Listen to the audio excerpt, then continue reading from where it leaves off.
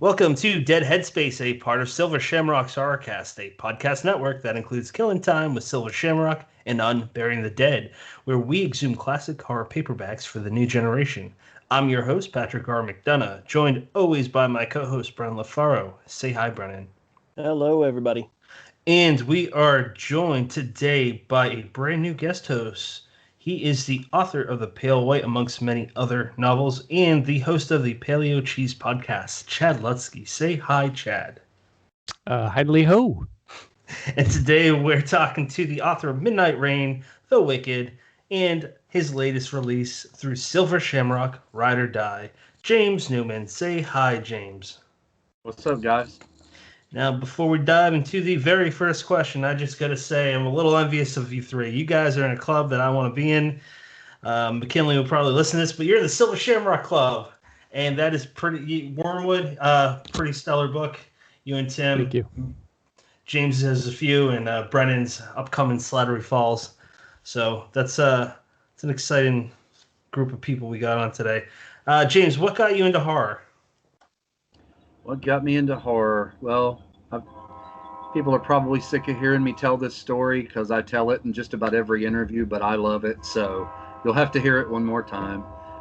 Sorry for the train in the background. I don't know how loud that is. I was just going to say, I didn't want to cut you off, but you're the first guest to ever have a train in the background, and that's okay. I'm not cutting that out. Yeah. So when I was all of 4 years old, my dad, God rest his soul, he passed back in April. He took me to see The Incredible Melting Man. I have no idea why he chose to take a 4-year-old to see that, but Mom and Dad were always really cool about stuff like that. When I was 5, they took me to the drive-in with my little sister and I to see Carpenter's Halloween. I can remember watching a edited for TV version of The Exorcist when I was maybe 10 or 11 with my parents. And then it was actually my mom that told me when I was 15 or so about this awesome movie she'd watched on late night cable called Reanimator, and I had to see it. Now, you know, that's how cool my parents were growing up. They were pretty liberal with what they allowed us to watch. So obviously they played a large part in me liking this stuff. Mom said that ever since I was old enough to hold a pen that I've liked writing, you know, little scary stories and illustrating them. So a lot of it was my parents, believe it or not. It's funny that you mentioned the Incredible Melting Man, because that in seeing it at such a young age, because it has some gore in it, man. And I think I saw it for the first time last year. But in the 70s, my grandma bought me they had an official Incredible Melting Man makeup kit that came with all this like wax stuff and that you'd melt and put on your face. And when my mom saw it had the image of the dude on the cover. And when my mom saw it, she made my grandma take it back, and I couldn't, because I was like 7 or something like that. So that's funny. Yeah. She wasn't having it. I will mention that I've seen it since, and it's a piece of crap. But it holds, you know, sentimental value for me. Sure. Oh yeah. Nostalgia. Yeah. Because of that. Yeah. I have never seen that, and I'm just looking up pictures. Oh my god, that is gory. That is gory for a 4-year-old, man. Holy crap. Yeah. So I'd like to talk, just jump straight into you working with Mark Steensland. First, you guys work within the Scrape. Wasn't that one of the first Silver Shamrock books? I can't remember for sure. It was the very first. Oh, okay. We were honored to be the flagship book for them. I'd like to hear more about that, because I actually haven't even talked to Ken about this. How did that happen? Well, we knew that he was starting up the company, and he had asked me if I had anything. I said, as a matter of fact, I got this story that I'm just finishing up with Mark, and he said he'd love to see it, and it all came together very quickly. So, you know, we were both sort of taking a chance on each other, and it worked out. A lot of folks seem to dig it. I heard it's great. I haven't read it, but I heard it's fantastic. Someone recently said that was their favorite Silver Shamrock book, and I can't remember who that was. It may have been Well Red Beard. Yeah, I think it was. I think he said that in the review for the new one. Yeah. Yeah, very cool. Breno, It's up there, and Chad, I think it would be right up your alley, honestly.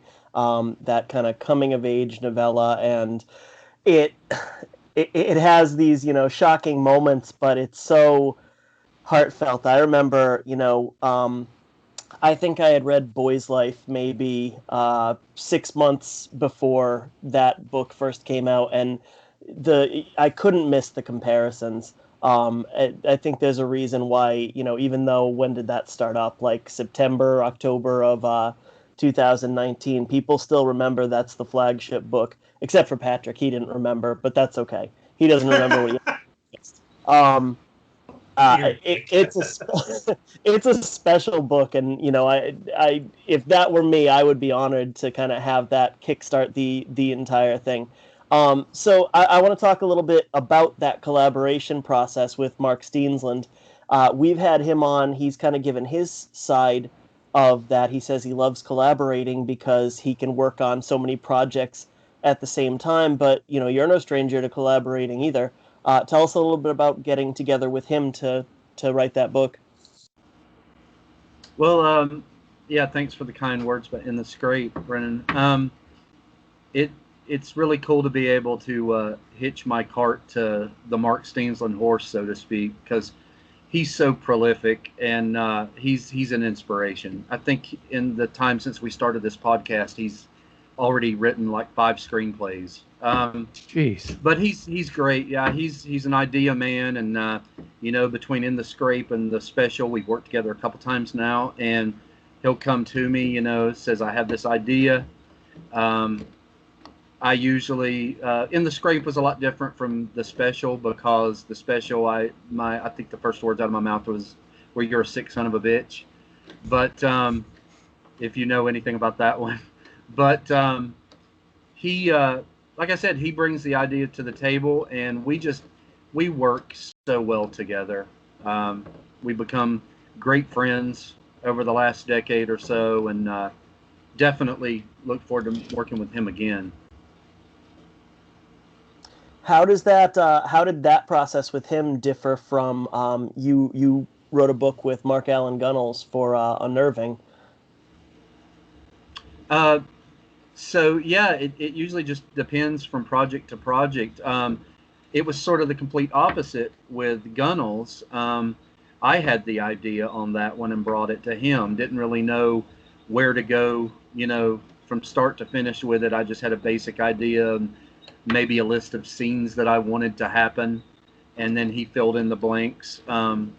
So the two were pretty opposite experiences, where Mark sort of, took the pilot seat on Mark Steensland, I should specify, took the pilot seat on In the Scrape and the special, and Mark Gunnels, I brought the idea to the table, and I seem to recall I had 3 or 4 pages written and was kind of stuck, didn't really know exactly how to propel the story forward. And Mark Gunnels is another very prolific writer. If you want to see something get done, bring it to Mark, because he knows how to get work done and tell a story.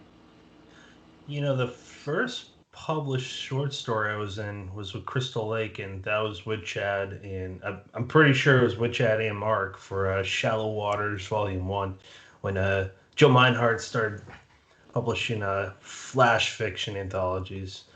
And I didn't know a whole lot of names back then, but now I'm like, oh, I was like with them. Chad, I'd like to hear your kind of your comparison, because you collab with quite a few people yourself. Oh, I don't want to steal any thunder here, man. That's fine. I don't want to. I wanted to talk about James. I didn't want to, but I mean, I collabed with Terry M. West and Tim Meyer and John Bowden, and they were all very different. Terry was like kind of like the ball back and forth, and John Bowden had a short story that was like 3,500 words, and we kind of used it as a skeleton and turned it into a novella. And then with Tim, we just brainstormed ideas, and he would write like a chapter or so, and then I would go in and either rewrite it or do revisions. And that we just, instead of going back and forth because our voices are so different. And when I did the thing with Terry, our voices were, I was so young. I didn't even hardly even have my own voice yet. So I was just, writing. And then with John, I can mimic John really well, and vice versa. So yeah, with Tim was, but they're all special. I'm proud of them. Yeah, thanks for asking. That's awesome. Let's get back to the special. Before you dive into anything else, can you tell us what that was about? The synopsis of that story. Yeah, it's about a guy who has sex with a box. But, there's a lot more to it than that. It's essentially a story about addiction and how addiction can turn you into something that you're not. And so you can take that subtext away from it, or you can look at it as face value, and it's a gory creature feature, erotic horror story in the vein of Richard Lehman. But again, we Mark and I like to think that there's much more to it than that it is about what addiction can do to a person and turn them into something that they're not. And why don't you tell us about kind of like the success of it? I know it's been in a lot of different hands, man. Yeah. So, I couldn't be happier to say that it was turned into a movie by Harrison Smith, the fellow who directed Death House. And he did a great job with it. Mark and I couldn't be more pleased with the way it turned out. I mean, he captured the subtext. He captured the thing in the box. I'm definitely not going to get into spoiler territory, but I said in another interview that I really expected to be disappointed when you finally see, the big reveal, the money shot, so to speak. And I wasn't in no way, shape, or form. They captured exactly what I saw when we wrote that scene, and really pleased with the way it turned out. It's nice to have your work adapted anyway, but to have it adapted and it turn out the way it did, it's something that we're all very proud of. That's great. Does anyone have anything they want to jump in with that, or do you want? I've seen the movie. I enjoyed it. It's still on Prime, right, James? Yeah. Still watching it on Prime. Yeah, the special. I gotta check that out. I actually haven't seen that, but I always want to see a guy who's sex with a box. So that'd be well, semi-related, but. I mean, James, you talked about how you couldn't be happier with, the fact that it got turned into a movie and the end result, that they handled, your and Mark's material well. In general, what, when you found out that was happening, what was your reaction? Not quite as simple as, yay, they're making a movie, but do you worry they're going to take, a story that you told in one medium and that it's not going to translate well? I know a lot of writers feel that way about their work. Well, the first reaction was just disbelief that someone had to be messing with me, that this was really going to happen. But I don't know. I really trusted the director. We built a good rapport with Bruce, and from early on, I could tell that he got the material, and he didn't want to do it in a campy way. He said, we're going to take this serious. As absurd as the idea is at face value, we're going to play it serious. And he sort of described too as what he wanted to do with the tone and the color palette of the movie. There's almost an 80s neon look to many of the scenes, and we were just like, oh man, if he pulls this off, this is going to be something special, and he really did. So we weren't really worried going into it, because we had conversations with him up top, and I mean, it's like you hear a lot of writers say that have had their work adapted. there's a point where you're forced to say, I took the check and I cashed it. That's all I can do. The book, it's like Stephen King has said, the book's not ruined. It's there on the shelf. So you have to just say whatever comes of it. Maybe I'll tell friends and family that this became a movie, and maybe I'll never mention it. Not that I mentioned this particular book to many, like mom and dad, considering the subject matter. Didn't hand them a copy of this one. But you hope for the best, and my first experience was pretty great. That's awesome. And having a team that you say got your material, do you feel like having Mark involved, knowing that side of the business, really kind of helped in that regard? Oh yeah, Mark has been working in Hollywood for years. He networks and knows a lot of people. Certainly didn't hurt, and helped me understand it a lot more. I got to meet Mark at a film festival where the special was screening, and it's the first time we had ever met in person. I was actually in close out near L.A. on business for my day job, and I got to fly in for the weekend because the film festival just happened to be scheduled for that weekend in San Francisco. So just everything, the stars aligned, and I was able to fly up there for the weekend and spend it with Mark and meet him in person. And, it was someone I'd only known on, social media and email for the past 10 years. It was like we'd been friends our whole lives. So, it was cool to have someone who kind of understood the business and sometimes be able to tell me, don't get too excited here. We are dealing with Hollywood, but also, has a good level head about him, and also just a great person. Speaking of, Mark and I may, no contracts are signed, so I can't say anything yet, but we may have some more really cool news very soon. Yeah. Nice. Now you got your feet wet before when you wrote a screenplay that was made into a movie too. Yeah.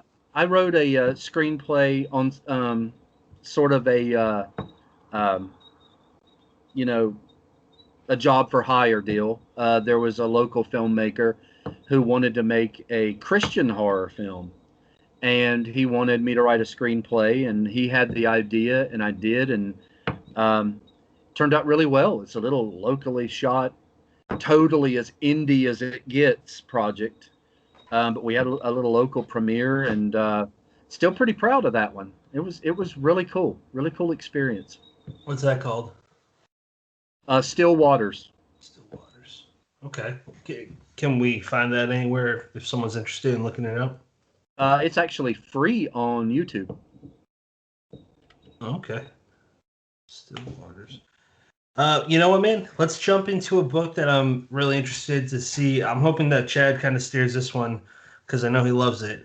Midnight Rain. That is your debut with Leisure. It kind of seems like a big deal. Like that's your debut with one of the biggest publishers at the time. So I'll just start with a base question for that. How did that come about? Did you get an agent? What was that process like? Because that was what 20. Was that 2007? 2004, I believe. Yeah, 2000. Yeah, 2004. August 20, 2004. Dorchester Publishing. Yeah, tell us all about that, man, please. So, no, I've never had an agent. I heard that Leisure was starting up a mystery/thriller line, and it wasn't really an inside contact. I just knew someone who knew this was coming, and it hadn't really been announced yet, but it was coming within the next few months that they were going to start this thriller line. And so I was finishing up. They were going to be asking for finished books. Sort of cheated on that one. I think I was about halfway through the book, and I wrote them, never having a professional sale. I wrote them a pitch and said, hey, I've got this finished novel that I think would be great for your mystery/thriller line coming out. And they were like, yeah, we'd love to see it. Go ahead and send it. And I'm like, oh, shit. So I probably wrote faster than I've ever written anything in my life to finish it, and they accepted it. And you can imagine my surprise back in those days. A lot of places, were still not accepting email. I think they took email pitches, but I got the letter back via snail mail, and I opened it up, and you could have knocked me over with a feather. I couldn't believe, leisure, and then I sort of shot myself in the foot, because ultimately, these days I don't really care, but back then I wanted to be a horror writer, and they wanted more in that vein from me. And I didn't really have anything. The next novel that I wrote was The Wicked, a big, fat, supernatural horror novel. What's weird is these days I've almost come full circle writing like more reality-based stuff. Yeah, so I don't know. It's almost like I've come back around to where I am writing that stuff, although I wouldn't say most of what I write is mystery and thriller. It's just I haven't written a lot of supernatural stuff lately. That pitch that you sent, James, I did that same thing, man. And where I had like an idea and 2,000 words written, sent a pitch, got accepted, that kind of thing. And yeah, I thought when I did it, I was like, this could be a really cool story to tell one day if I can make this happen and lie my way through this. And I did it. The book got published, but yeah, that's funny. Yeah, it's certainly a good problem to have, but it's like you better be sure that you can pull it off if you're gonna, play that game. Yes. Do you remember around how many words Midnight Rain is? 80,000, I believe. I think that was their minimum. So 80 to 85. So did you say you had like at least half of it done? I don't remember if you threw out a number or. I would probably say I was 65% there. So more than. And I did see Chad say this a little while ago that he always recommends this book for coming of age stories. For sure. So I'd love to know, what is it about this book that you are so attracted to? Well, I loved the book. First of all, but it actually really has a special place in my heart for many reasons. One being, I'm a huge Boys Life fan, and for me, Midnight Rain is right next to it. It's like if you love Boys Life, then there's no reason why you won't love Midnight Rain. And another reason is my friend John Bowden he picked it up at a used bookstore or something. He's like, "Have you ever heard of this book?" I said, "No." He said, "This is great. You got to read it." And I didn't know James. I hadn't heard of James yet. There was a lot of authors that I hadn't heard of yet at the time. This is like maybe 5 or 6 years ago. And I read it and really liked it, got halfway through it. And I came up with an idea for a book that I wanted to write that had nothing to do with the book I do that all the time when I'm watching TV or reading or whatever. And this book triggered something that my first book that I would write. And so as soon as I got done reading that book, I wrote my book. And then that's how I met James. I sent him a message. I can't remember exactly what I said, but I just praised him for the book. And I said, you kind of triggered me into, writing this other thing. And then I think I sent James a copy to read. So yeah, it's several reasons why I love that book, but first and foremost, it's just a freaking great book. It is. And the pacing is one thing that did it for me. I'll tell you, I had never read it, but when I found out we were going to get James on at the end of June, I said, I've got to read Midnight Rain. I just keep seeing these great things about it. And, I was thinking probably about a month ago, I'm going to start it. I've got other books I've got to read for, closer episodes. And I couldn't put the damn thing down. Yeah. I think I paced myself a little bit for the first 100 pages, and then I knocked out the other like 250 in an afternoon. And, on more of a personal note, I loved the attachment to the bike. That was, I think everybody could read a book like this, or a book like Boys Life, and they could pick out something that really just reminds them of of their experiences growing up and latch onto it, and all of a sudden you're in the story. There is no, you're latched onto the main character, but you're projecting yourself into it, and that's to me what the best coming of age does. Thank you. Appreciate that. There's no question there. I didn't want to cut you off, Brennan. So kind of along the same vein of what Chad was saying about how he reached out to you and how you inspired a book from him. We've had Ronald Kelly on a few times now, and I mean, you're one of 3 people he said that got him back into it. That's pretty fucking cool, man. You, Richard Shizmar, and Brian Keene. I'm really interested to hear your side of the story about, first off, how you got into Ron, and secondly, when you first heard that you're one of the reasons he's coming back after a 10-year hiatus, how that made you feel. Oh, dude, that's a great question. So first of all, I have to give you some background to let you know exactly what that means to me to hear that. Mm-hmm. I mean, I grew up reading this guy. Can you imagine? Nope. That's awesome. And Ron knows this story, so it won't hurt him to hear me say this because it has a happy ending. So let me finish. I'll never forget going into a Books-A-Million in Asheville, North Carolina. Mm-hmm. They had a horror section, and I would browse it, always looking for something new. And I kept coming across this book called Fear. Oh. And every time I would see it, you're like, that looks so cool. It looks so Southern. It looks like something that I would like. And again, Ron knows this story. I actually told this story in a foreword I wrote for one of his limited edition collections a few years ago. I kept putting Fear back on the shelf because I saw the person wrapped in a cocoon on the cover, and I was convinced this is just an It ripoff. And I kept putting it back.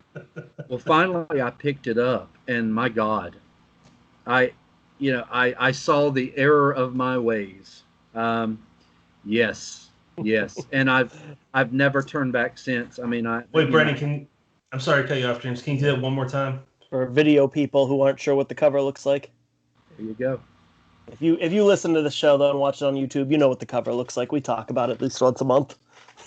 So, I grew up reading this guy, and then to hear several years, a decade plus later, that it was Midnight Rain that made him decide to start writing again.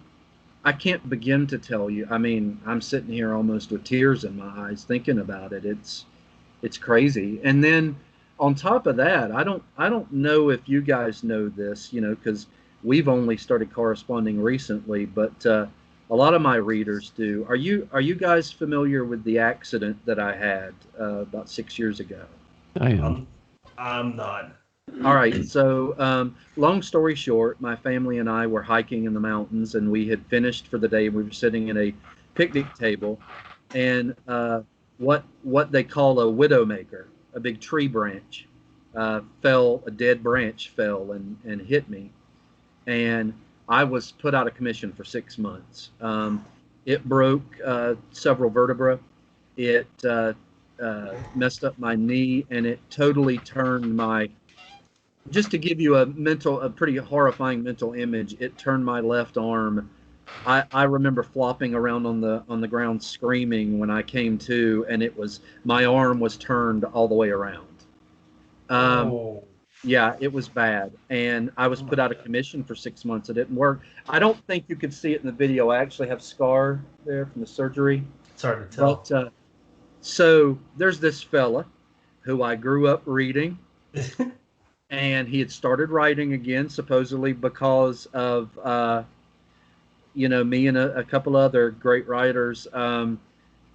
So he starts an auction, and he has writers from Chismar to Lansdale to all the way up to a limited edition by King, I think, that was actually donated by, I believe, Cemetery Dance, but I may be wrong on that. I mean, dozens and dozens of writers donated books. And, I'll forever be in their debt. But Ron was the one who spearheaded that and raised several $1,000s to pay my medical bills. Wow. So there's multiple things going on with Ron Kelly that will always have a halo above his head in my book, because the guy is just, again, it'd be awesome anyway. But I grew up reading this guy, and he came back because of me. I mean, that's so humbling, right? And then he did that for me. The cool there's a cool ending to that. Well, it's not an ending. The story has a cool ending, but we were able to thank Ron when he was when his family was traveling through my area a year or two after this happened, and take his family out and hang out at the house with him and get to hang out with this guy again that I grew up reading. It's so like cool. You can't make this up. So yeah, I can't throw enough love Ron's way. Never. I appreciate. I love that you shared that. Thank you. And I think it's so, if that didn't tell enough about his character, Patrick and I have talked with him a lot of times. He's told us, firsthand the story about himself getting, back into writing because of Midnight Rain and several other books.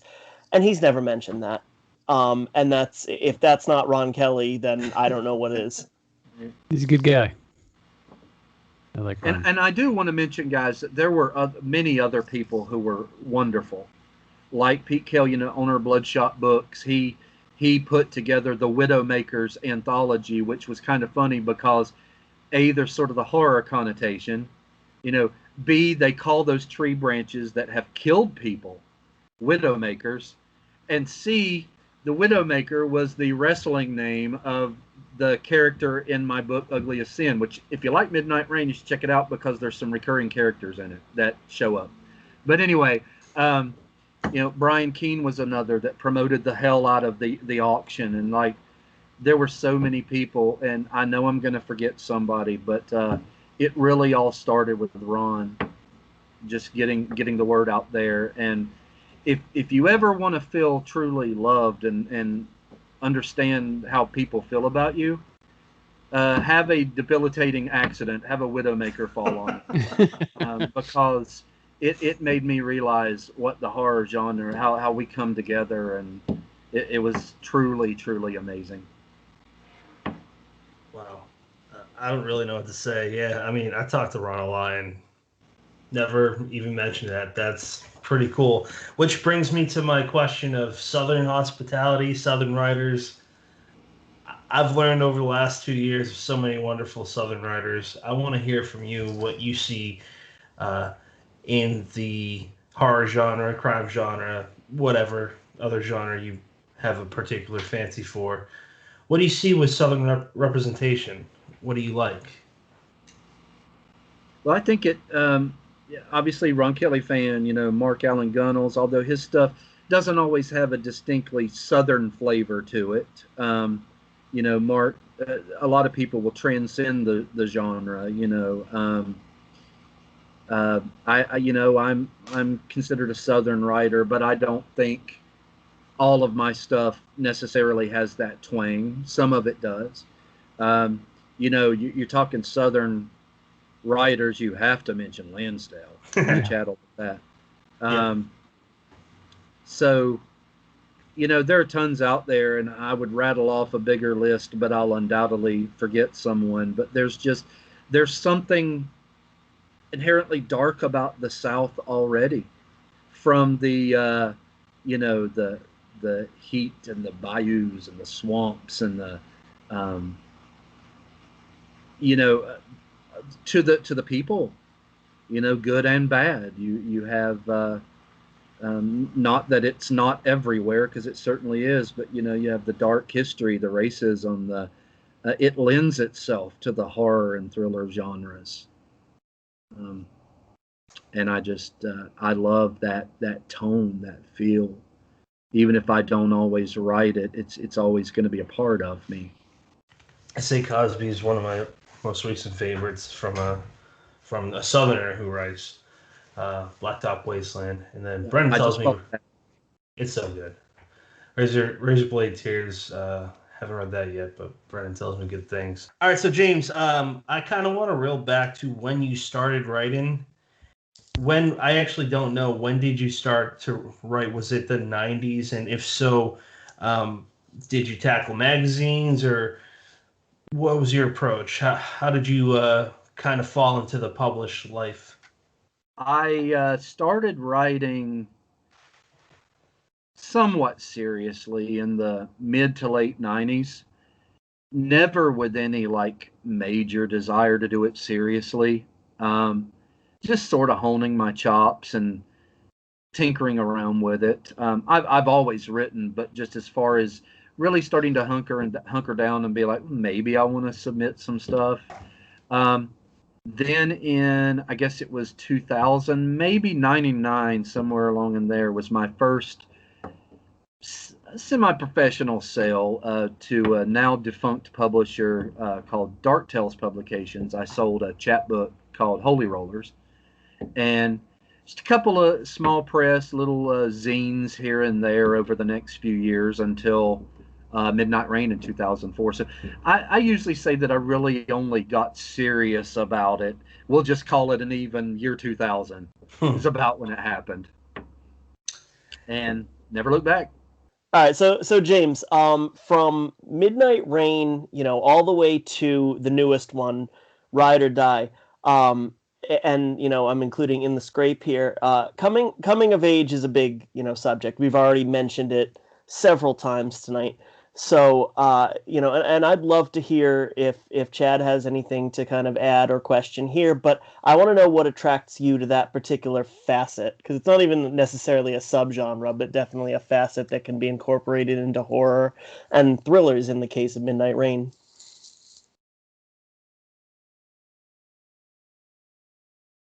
Yeah, I actually anticipated this question, and I'm still gonna and ah and stumble through it probably. Um, Tried not to sound rehearsed, and it backfired. Um, no, I've always loved reading coming of age. Boy's Life. We've mentioned that several times, is my favorite novel of all time in any genre. Um, it Ed Gorman wrote several that I love. Cage of Night. If you haven't read that, you have to read Cage of Night by Ed Gorman. Black River Falls is another one that Ed Gorman wrote. Um, there's something about the coming of age genre that works for horror, and I think it's because we've heard it said time and time again that the best horror works whenever readers can relate to the characters, love or hate them. The characters should be interesting, and you should be able to relate to them. They should be real people, and it's as simple as we've all been kids. We've all had those adventures on the bicycles that we love, like you mentioned, Brennan, with Midnight Rain, and we've all, well, not all of us, but some of us, I can certainly relate, have had our fair share of having to deal with bullies. Um, so you inject all of that stuff into a story that people can relate to, and people have lived, and people know what it's like to be a kid when the world seems so much larger. And sometimes in the books that I like to read and write, the people that are supposed to protect you don't always. The grown-ups are sometimes the scary ones.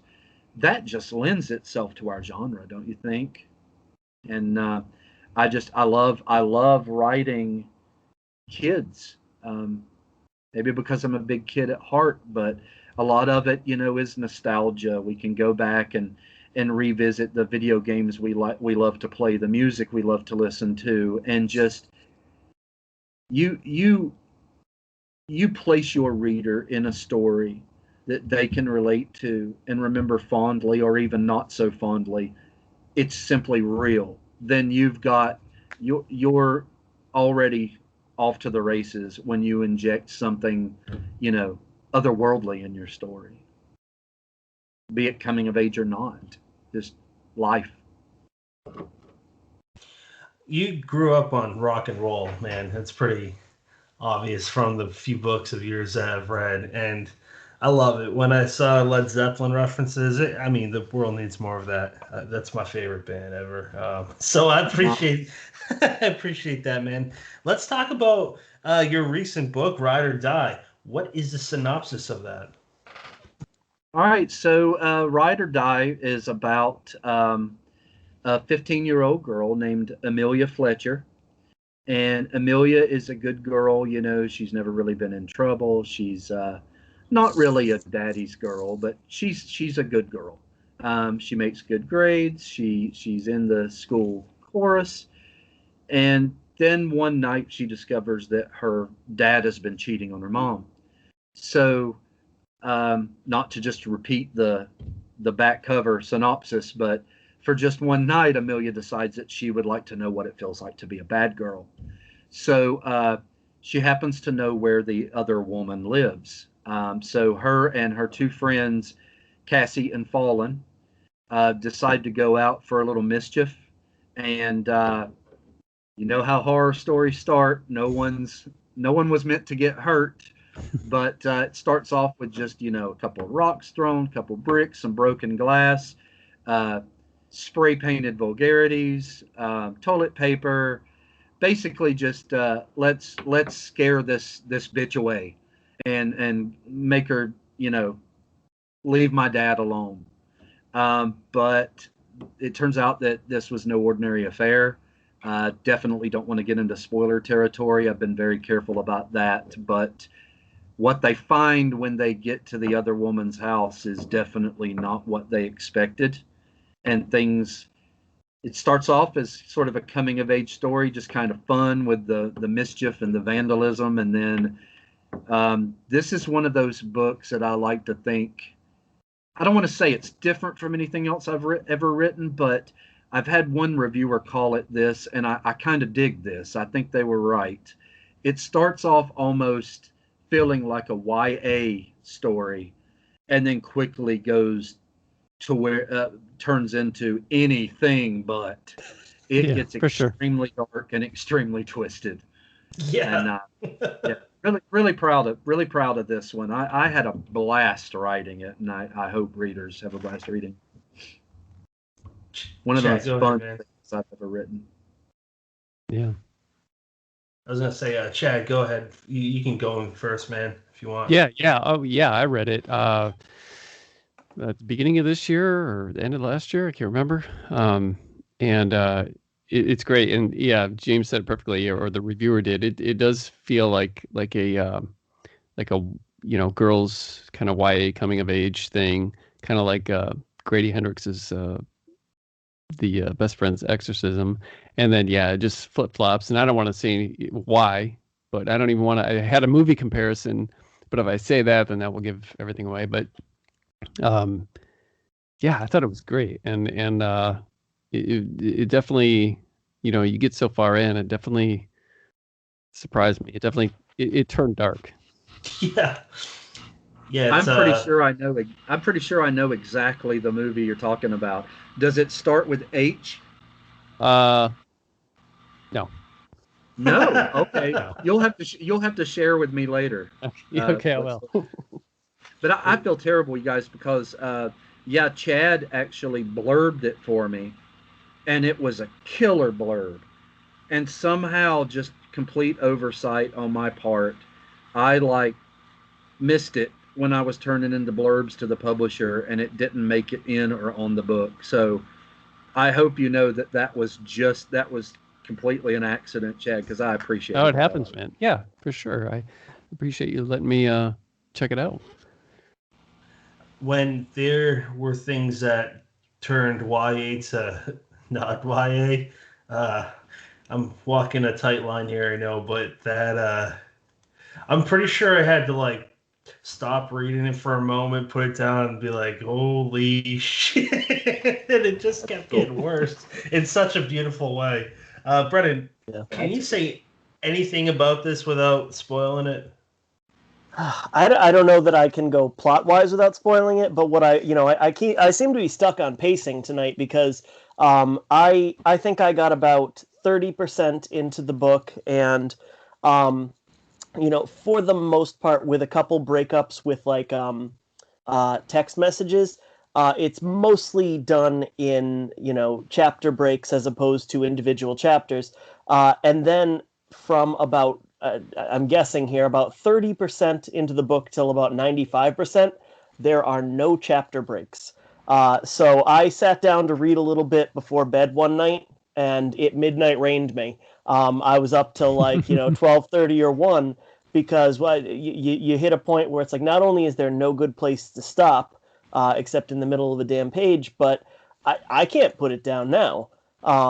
And so, I mean, if there's a question in there, I wonder, because this definitely, I feel like, ties to my own writing. How considerate are you of pacing when you're putting together a story? Do you end up going back to make things leaner and meaner, or is that just what kind of comes out at the time? Oh, that's a great question. So, what's funny is pacing was one of the things that I used to worry a lot about early on. Like, am I nailing this? Am I pulling this off? And from the beginning, I think what gave me the confidence to keep going is some of my earliest reviews mentioned that I had mastered pacing pretty well. And when you hear that early on, it's like, well, I guess I'm doing something right. Um, I do tend to tighten it up. I would say that usually, let's say I write a 40,000 word short novel. Um, Believe it or not, it probably loses as much as 12 to 15,000 words in the final edit, just because I trim. The old saying, "Kill your darlings." I trim mercilessly because I want it tight. I want it to just, rock and roll. And it's funny that you mentioned the where the chapter break stopped, because that was not intentional, and I realized that myself on one of the final edits, and I was like, okay, if this doesn't happen intentionally and your muse or whatever it is has taken over and caused that to happen, then you were doing something right. Because that hit me too. I was like, boy, the chapter breaks just disappeared. Keep that, because the story meant to be this way. So it's cool to hear you mention that worked. Well, and at a guess, that's, I had the Kindle version, so I don't know, but at a guess, that's probably about 60 pages that's doing that. And if I were to go through it again, knowing full well there's no chapter breaks coming up, I just feel like I wouldn't be able to find a place where one would feel appropriate. Um, it's almost like this downward spiral. I can't think of a better way to put it. It's, Love it. we're chugging along. We've talked about how this story begins as one thing and then it transcends to something else. So at that point, it's, we just completely start, circling the drain at a rapid pace, and, That's awesome, launching towards that, not inevitable, but that conclusion. Thank you so much. Yeah, no problem. It's I don't want to say it's art, because that sounds so like elitist, but it's almost like House of Leaves is a terrible comparison, because I can't stand that book, but it's almost using formatting to your advantage to tell the story to a degree. And again, you're saying that's not a consideration. It happened naturally, but that doesn't mean it didn't happen. I think that's really cool. So, easy follow-up question. Is there a reason that Cassie McKinley has that surname? You know what? I had no idea that I had done that until Ken mentioned it. And I am absolutely not lying, because you'll notice that I use friends and peers' names sort of as little tributes. Like one of my biggest supporters, I've joked around with him before that if I ever ended up on a hobbled on a bed in a snowstorm, it would be Steve Thompson, because he's like my biggest reader and fan, almost to the point of being scary. his name will often appear in my books. Oh God. At the end, there's one of the articles. He gets a mention. So go back and check that out if you want. But I feel like I've where the hell was I going with that? What was the question? Oh, it was just did you name Cassie McKinley on purpose? But Oh no, yeah, I see that. Yeah, I totally did not. And when he mentioned it, I'm like, shit. That was purely subconscious. I don't know, and I've already got. I don't want to give anything away, but you guys know the piece. If I say the piece of art that I'm talking about at the end, I was like, I can't change it now because I've commissioned that piece of art. So it had to stay. But why change it? I mean, it's the publisher's name, but whatever. He'll love it. I might be misremembering too, Brownie but points. I think in Midnight Rain, don't they at some point go to a drive-in called the Orbit? Oh hell yeah! That was it. Actually, It sounds like it was on purpose. It was the Lansdale Drive-In, I believe. Oh, okay. All right, that was it. Yeah. Yeah. So that's why you're making the connection. Yeah, for sure. I did want to say something. You mentioned pacing, and earlier Patrick had mentioned being a rock and roll fan. I do tend to sort of like, when I write, I go for sort of a rock and roll like rhythm, So you mentioned Led Zeppelin. It would be all too easy to mention Stairway to Heaven because it's the most popular song. But I use that because there's a rock and roll rhythm that I love to employ or utilize in my writing.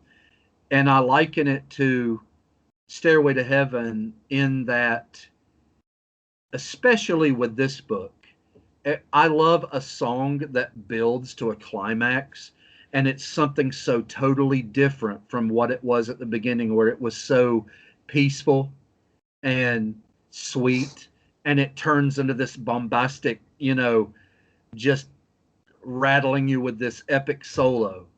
That's kind of what I try to do with my writing, and Ride or Die is possibly the best example yet, where it's all fun and games and maybe a little dark, but it's all fun and games and joking back and forth, talking about boys and penises and all that stuff, that they're talking about at the beginning. And then we get up to the point where it's pure hell in that house. And like you said, it's nonstop, just chaos. And so I love that building momentum. It's what I try to do in all my stuff. And not that I'm trying to compare Ride or Die to a masterpiece like Stairway to Heaven, but hopefully get what I'm saying in the way that something becomes something totally different from what it was at the beginning when you were breathing easy before the world went to hell. Now, you mentioned earlier that a lot of times you might cut up to 12 or 15,000 words from something to give it that, that tight aspect. At a guess, Ride or Die probably is around 28,000 words. Do you remember what it was before it went through edits? Probably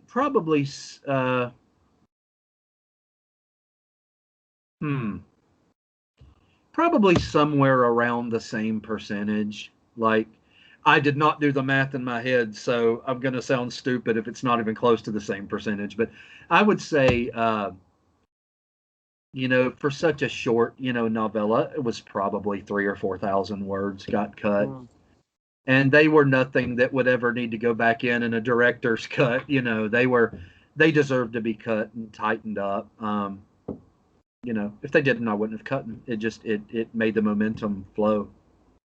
Yeah, that's one thing I discovered real quickly doing my edits was I lost about 1,500 words and I didn't miss a single damn one of them. And it's it ends up being a lot better for that. Chad, I keep saying this, but I'd love to hear you weigh in on this well because it definitely applies to the Pale White. So James, the other two novels we mentioned, or novellas, books that we mentioned as coming of age, have young male protagonists, and obviously this one, even though it at least starts as coming of age, you've got female protagonists. So how does writing that differ for you? Oh, it was tough. Um, I wrote like the first 20 pages or so, and I'm like, am I totally like just blowing this? Because obviously, teenage girls. I mentioned my niece. Um, Actually, I'm not sure if we mentioned that we weren't recording, so you may want to cut that. But anyway, um, my teenage girls. I absolutely have. I don't have daughters, so writing from that point of view was so totally foreign to me. Um, I had no idea if I was totally blowing it and wasn't even close, or if maybe I had something here that could work. And this one was a little bit different in that I normally don't send unfinished work out to folks, but I had 5 or 6 family members slash fans slash peers that I sent it to, all women or girls, and said, can you read this and let me know if I'm even close, or if I should scrap this now because it's obvious that it's a stupid man who doesn't know what he's talking about trying to, speak from this point of view. And I was told the consensus was that I was 99% there. Overall, they were like, yeah, you nailed it. Might have been a couple of things, some of the slang that one or two of the ladies might have said. I've never said that to my friends, but then all of the others said, oh, we call each other that all the time. So, I kind of got that feedback early on to know whether, okay, do I continue with this same tone or do I need to reset? So it was fun. It was a neat experiment in something that I'm totally not familiar with, and most folks say I pulled it off. So it was definitely different. Was it uncomfortable at times? Yeah. I mean, you were dealing with some sensitive subject matter, especially once things really start to go dark and twisted, because you are dealing with 15-year-old girls. But it was uncomfortable at times. But again, I even after that first 20 pages or so, I might still have a line or a paragraph and reach out to one of those same ladies and say, hey, does this seem insensitive, or would you say this to each other? And usually they would come back to me with, yeah, we talk even filthier than guys when they're together, so go for it. Yeah. And I think you hit a point in the story where, the slang and the way they address each other, talk to each other, the language they throw out is very, very important at the beginning. And then there's a point where I don't want to give specifics. There's a point where it almost doesn't matter anymore. It becomes human speech. And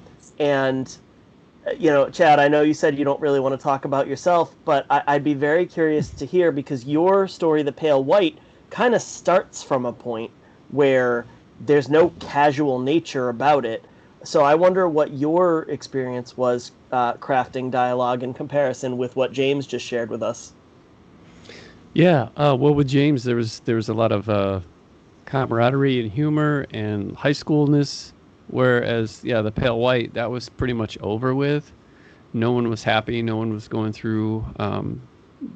There was really no time for, I guess, like you said, there was where you jump into that kind of human dialogue. But my main concern was not only was I writing as a female first person, but one that had experienced, all three that had experienced severe sexual trauma. And so I doubled down on the challenge of, how hard is this going to be to pull off and not get, because there are some readers who, just like anybody who's searching for a reason to be angry or whatever, there are some readers who search out, kind of like, oh yeah, I can tell the guy wrote this. You know, it makes me wonder sometimes if with some of these books, if you couldn't tell who wrote it, if some of that would go away. I've seen Stephen Graham Jones get called out for, I'm tired of these white people writing about Indians. I've seen Eric LaRocca recently get bashed for his, being a cis white male, that he's not, for writing what he's writing. And so some of these people, that's kind of what the shtick is, I guess. They find out that this person is a male or a female, and this girl can't write this guy, or this guy can't write these girls. But for me, I guess it was, I felt like it was extra sensitive because I was, I wasn't just writing a girl, I was writing like 3 damaged girls who had gone through something I couldn't not relate to. Unfortunately, I've been surrounded my whole life by women who have gone through some pretty severe trauma. And I've seen how they all they cope with it in different ways. And so that's why all 3 girls deal with it in different ways. Some very extreme, some kind of, and not just because they've been in there different lengths of time. And so no real complaints so far. Like we had one of those people on Goodreads, but yeah, it was, as far as like the craft of writing, it was probably the most challenging, just to try to nail that. And like I didn't send it to any betas, but actually that's not true. I did send it to my sister, and I did have, I think, one thing in there. She said a girl who's going through that wouldn't say that. And I said, okay. So I think she said that about a couple things, and I took one out and I left the other thing in there. So yeah, it's definitely challenging, man. And James had said recently that he, on another podcast, that he had wrote it for Ride or Die because partly because there wasn't a lot of female centric coming of age. And that's kind of what I did too. I was like, I write all this coming of age stuff, not because it started out with one book and then it was like another and then another, and it was like, is this just my thing now? I can't get out of this. And it never meant for it to be like that. And I thought I really should write, a female one this time. And I don't know if I was driven by some kind of guilt. It certainly wasn't because there was inadequate writers out there not doing it. It's just that there just isn't a lot out there, and the only ones I'm sure there's a bunch, but the only ones I can really think of are like Ride or Die, Pale White, Grady Hendrix's book that I mentioned earlier, that I always call BFF Exorcism, and so now I forget the name. My best friend's Exorcism.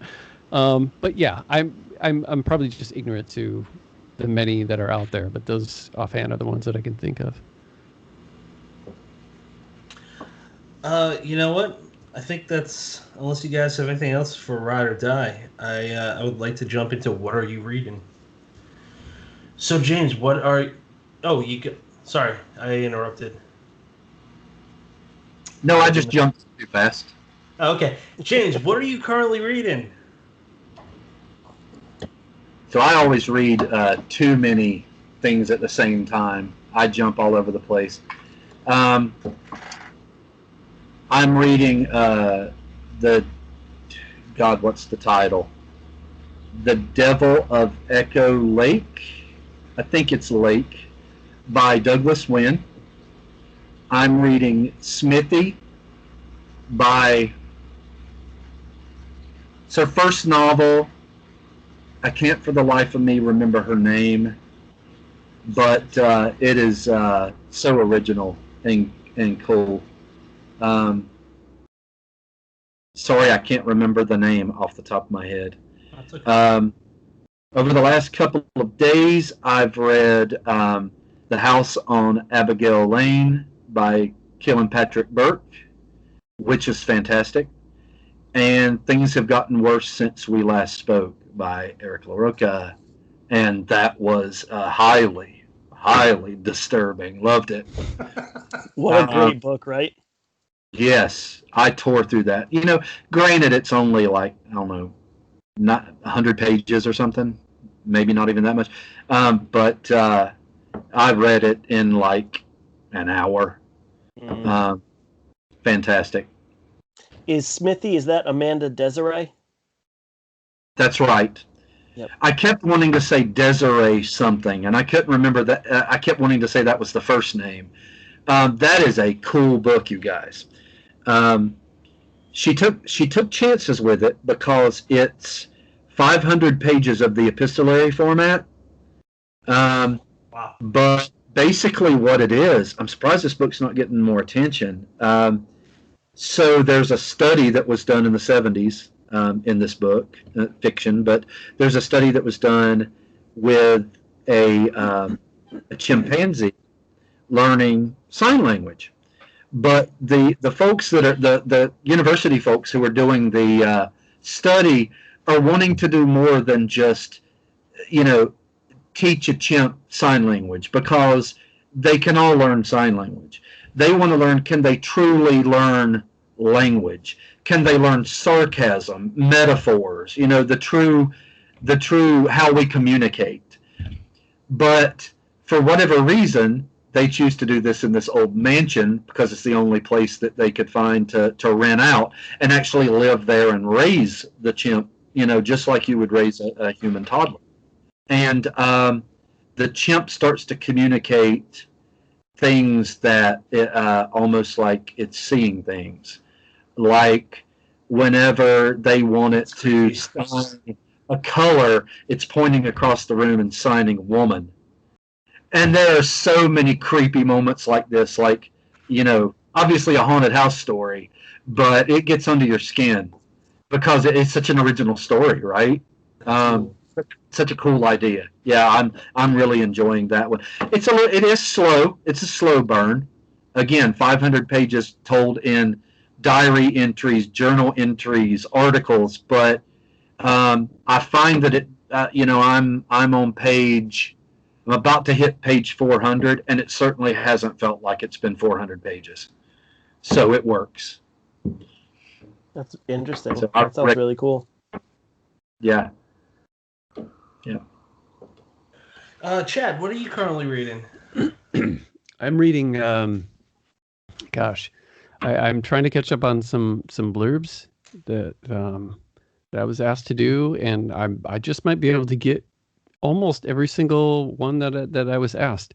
Wow. And they've all so far turned out pretty good. What the heck is it? I don't know what it's called, man. It's by a book called. It's by Beverly Lee. She posted a thing today for a book called The House of Little Bones. That might be what I'm reading. I'm not really sure. Right. Once I get it on my Kindle, I usually don't really pay attention to the title. And since it's not out yet, and I've got no I have no cover to associate it with. That might be it, and I'm enjoying it. I'm almost halfway through, and I'm reading for Cemetery Dance. I'm reading a book to do a review. It's called A Very Nervous Person's Guide to Horror Movies. And I grabbed it. I'm part of the review team, and I usually don't pick up books. I just don't have time. And I saw that one, and I was like, that sounds like it might be cool. And so I'm reading that. Too early in to tell if it's any good or not. And I just finished Joe Lansdale's Moon Lake. How was that? Yesterday. Oh man, it was Lansdale. It was That's all you gotta say. I can't wait. It's great. I'm kind of a slow reader. I've had it for like a month. I got the hardcover I think last month, and just finished it like on the release day. And so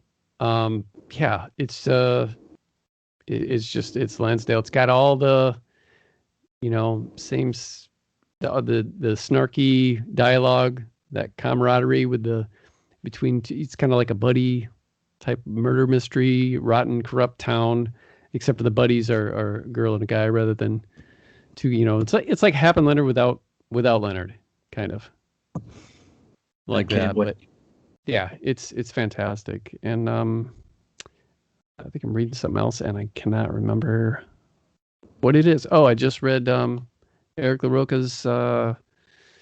Gosh, I don't know what that one's called Things either. have gotten worse since we last spoke. No, I haven't read that. It's a short story collection that's not out yet.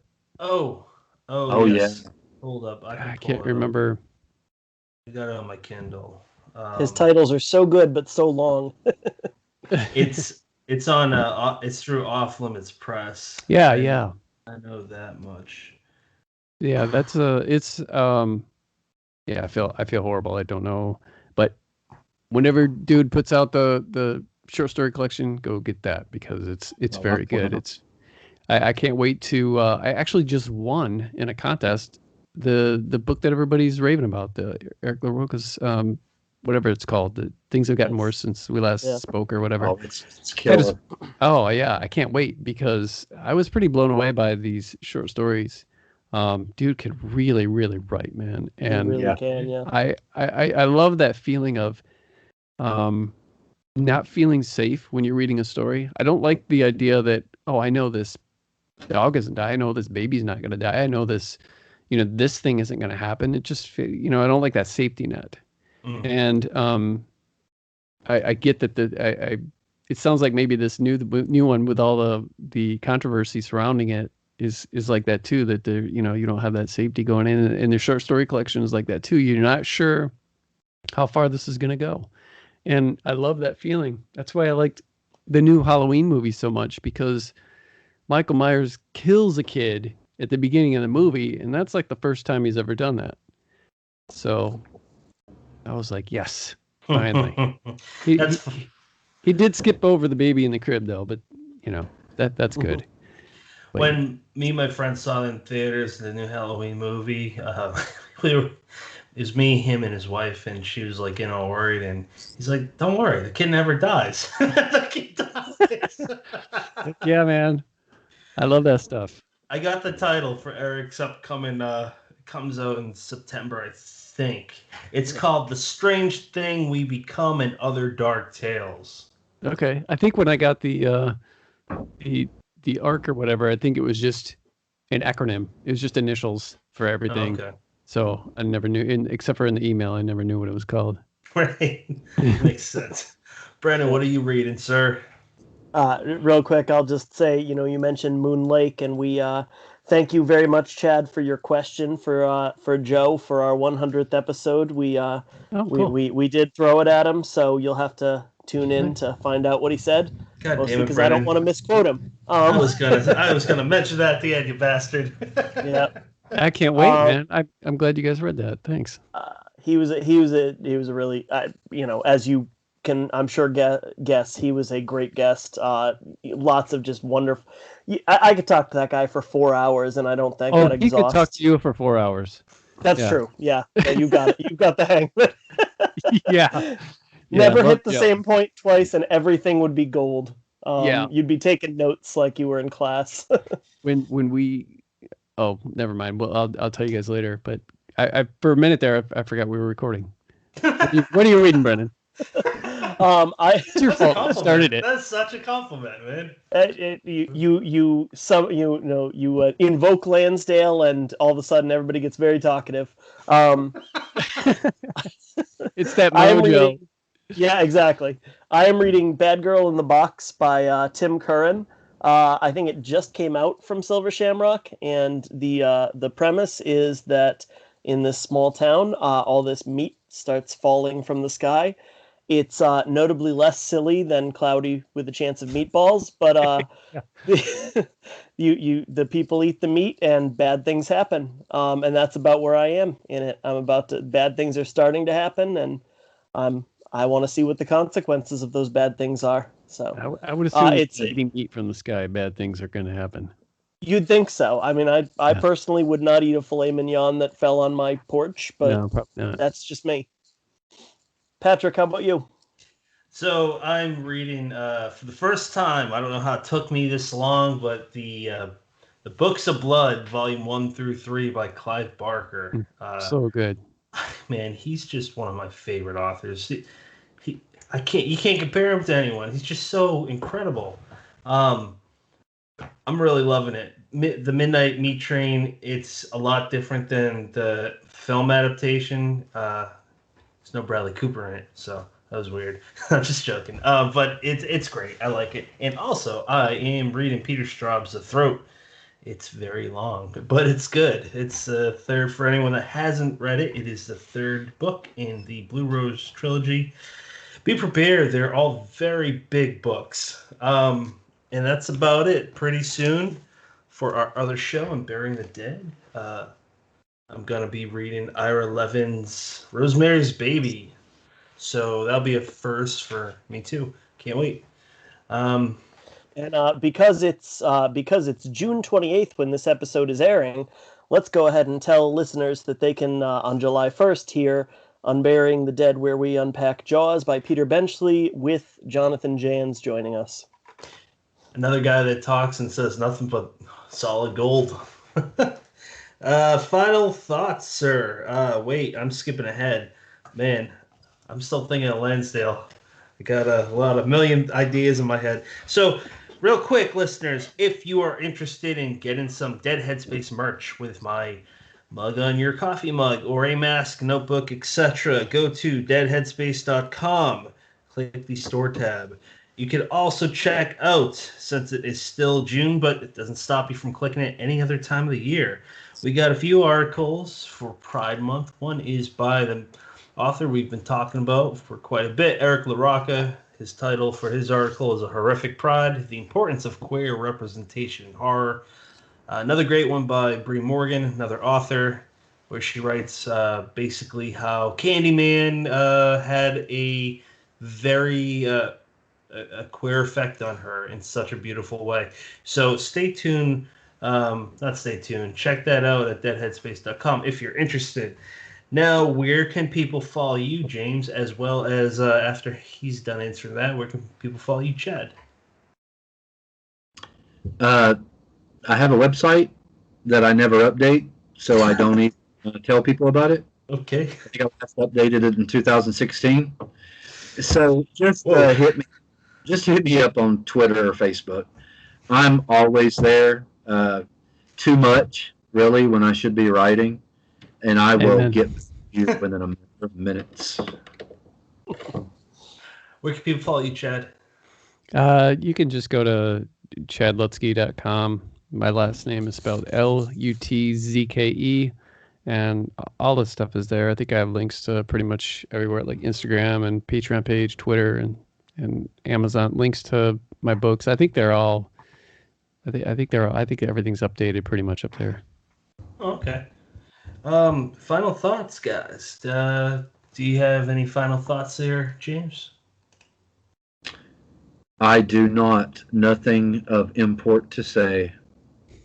Fair enough, sir. How about you, Chad? It's been also a pleasure having you on, man. So yeah, I just wanted to say, Patrick and Brennan, I really appreciate you having me on, and it's a pleasure hanging out with you guys. And James, of course, man, it was great. And James, I get to hang out with you tomorrow, man.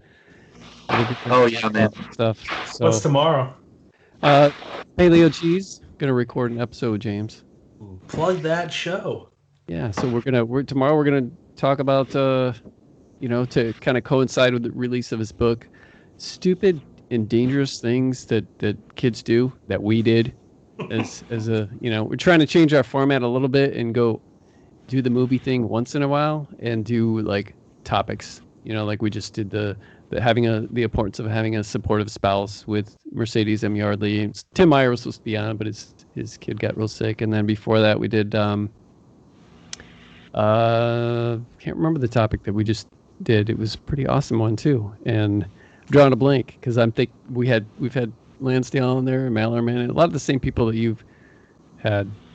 So Mercedes is just such a lovely human. So she's a sweetheart. Yeah, strong woman, man.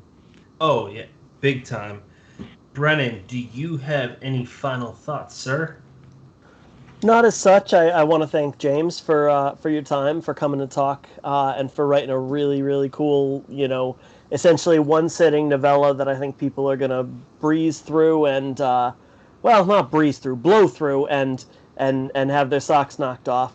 And, of course, Chad for coming on and guest hosting. And, Chad, I'm hoping we can get you on for a solo episode next year, since you put out, on average 6 books a year, that we should be able to find something that lines up with a release date. Yeah, lots coming up. That'd be great. My final thoughts are kind of echoing Brennan. James, thank you so much for joining us, man. It's been a pleasure. And Chad, it's been really cool having you on. And, man, we'd like to have you on again as a guest host or, a guest for season 3. So that'd be amazing. Just let me know whenever, yeah. Absolutely. It's been a real treat talking to you two, but getting to know you guys a little bit before we had you on. So I just want to thank you again for that. Listeners, next episode is episode 99 with Violet Castro, the author of books such as the Queen of Cicadas, Goddess of Filth, 2 books that came out this year. And that will be in 3 days, followed by the 100th episode that we mentioned with Joe Lansdale. There's a few questions that are asked by listeners. One is Chad. And it's just, if you're a new writer, if you're an old writer, if you just like listening to good stories, you'll like this episode because Joe he's a living legend. So thank you, listeners, for joining us. You have many choices in podcasts. We appreciate you picking us. I love your shirt, Chad. Thank you. I got this from my buddy Lance Dale made it. Just name dropping Lansdale like it's no big deal. Oh, yeah, I know. He's a cool dude, man. I mean, even we've talked to him enough, but I still can't believe we get to talk to Lansdale like whenever. No, not Lansdale. Lance Dale. Oh, I thought you said Lansdale. No. That's very close to Lansdale. Yeah. Yeah, we'll just pretend I said Lansdale. I'm going to assume it was Lansdale. It sounds like somebody you put in a book to, shout out to Lansdale. Yeah, it does.